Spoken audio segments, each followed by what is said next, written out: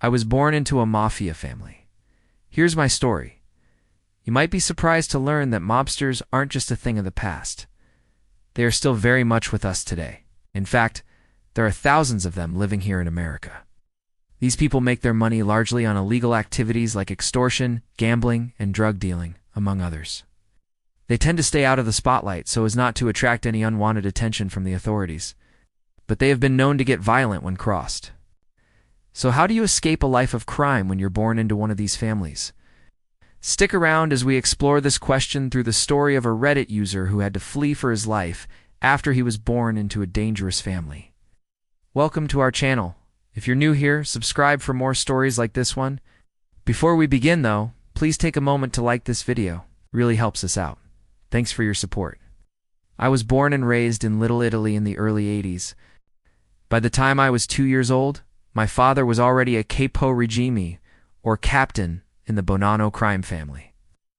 My grandfather was a consigliere under Don Carlo Gambino. So yeah, I guess you could say that I was born into the life. Even though my parents tried to keep me away from the family business, it was impossible given the nature of their work. For example, while I was growing up, we were constantly moving from place to place, never stayed in one spot for too long, because my dad always felt like someone was watching him. When I was 7 years old, we moved to an apartment near Shea Stadium. At the time, my dad was working for a guy named Fat Tony. Fat Tony controlled a crew of guys who would place sports bets for my father's crew. I also worked as a fence, selling stolen goods for my father's crew. But most of his money came from protecting various businesses in Queens, New York, from other criminals. You know what I mean? Like those guys would pay him so that they wouldn't have to deal with some other guy shaking them down. One day my parents decided to move again. This time we headed over to Staten Island. My father got a high-end job from Fat Tony, which paid him even better than before. Basically, my dad was responsible for making sure the garbage collectors on Staten Island didn't steal from Fat Tony's guys. He also made sure that all the garbage was collected as usual. As you can imagine, this wasn't hard since most of the guys collecting garbage were under Fat Tony's payroll. While we were living in Staten Island, my parents sent me to Our Lady of Perpetual Help school. Even though I knew that many of my classmates' parents were involved in the mob, I had no idea that my parents were too. I thought that my dad was just a regular guy who worked for the sanitation department. Looking back though, I realize now that he was probably getting tips from my classmates' dads about which houses had the most garbage for him to collect. Anyways, when I was 13, my father was arrested for tax evasion. This led to a massive FBI investigation that busted up Fat Tony's crew. Luckily for my dad, they didn't have enough evidence to arrest him. Still, my parents decided that it was best if we moved again. So we headed over to Brooklyn this time. By this point, I was well aware that my dad did something illegal for a living. The neighborhood that we moved to was full of guys with criminal records. Even some of my teachers at Lafayette High School had criminal records. Of course, they didn't teach us anything useful either. When I asked my algebra teacher how to solve a quadratic equation, she just told me to Google it.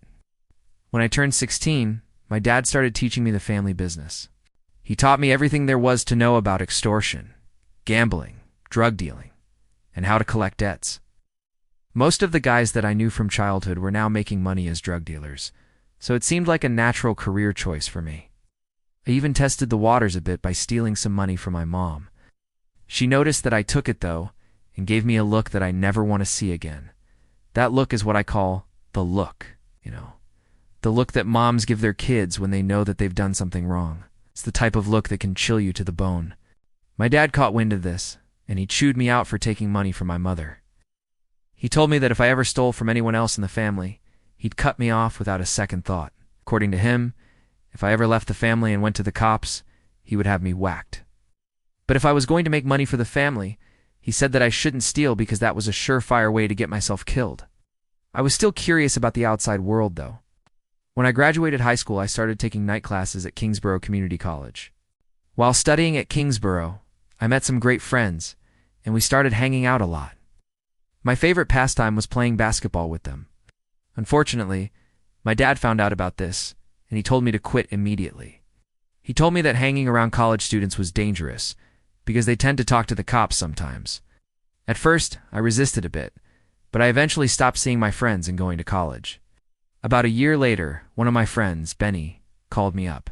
He told me that he and his brother were going to rob a jewelry store on 47th Street.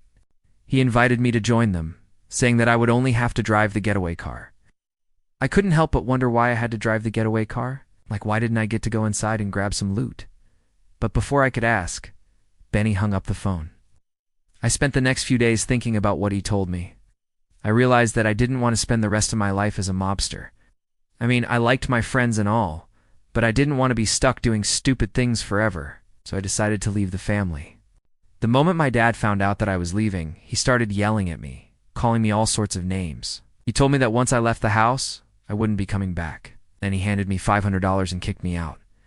To this day, I don't know where he got that much money from, but I guess that stuff must have been easy back then. I moved in with Benny and his brother. It was tough at first, but I eventually found a job working construction. I saved up enough money to rent an apartment, and the rest is history. Today, I run a small business. I haven't spoken to any of my family members in over 30 years. Every once in a while, I hear about them in the news. For example, in 2015, my uncle was sentenced to 5 years in prison for drug trafficking. A few months later, my cousin was arrested for trying to bribe a cop. My cousin was also involved in a huge fight with some bikers in 2019. According to the police, the fight started after the bikers tried to extort some money from my cousin. They demanded $5,000 from him in exchange for protection. Instead of paying them, my cousin called up a friend who happened to be a capo regime in the Genovese crime family. This led to a massive brawl between the mobsters and the bikers. The police broke up the fight, and everyone was sent on their way. No charges were filed, though. Strange how, despite the threats my dad made, none of my family members have tried to hurt me. Perhaps they didn't want to draw attention to themselves by hurting a rat. Maybe they figured that if they hurt me, it would bring the heat down on them. Or maybe they simply forgot about me. Either way, I prefer not to think about it. If I had stayed in the family, I would probably be in jail or dead right now. I know for a fact that my cousin would have whacked me if I had stayed. He was that kind of guy. I know this because one time during a family dinner, I mentioned that I was tired of being treated like a child. My cousin leaned over and told me that if I left the family, I wouldn't be making any decisions for the next 24 hours. It turns out that last warning was actually a blessing in disguise. After reading this story, I gotta say that I feel bad for this guy. Not only did he grow up in a dangerous environment, but he was also threatened by his own father. I'm glad that he managed to escape the mob and live a normal life. But I can't help but wonder why his family didn't kill him after he left. Sure, they could have ignored his threats, but they could have also decided to silence him. Ultimately, though, it seems like he dodged a bullet there. What would you do if you were in this guy's position? Let us know in the comments below. That was the end of the episode. Thanks for watching. If you enjoyed the video, be sure to hit that like button and subscribe for more stories. See you next time.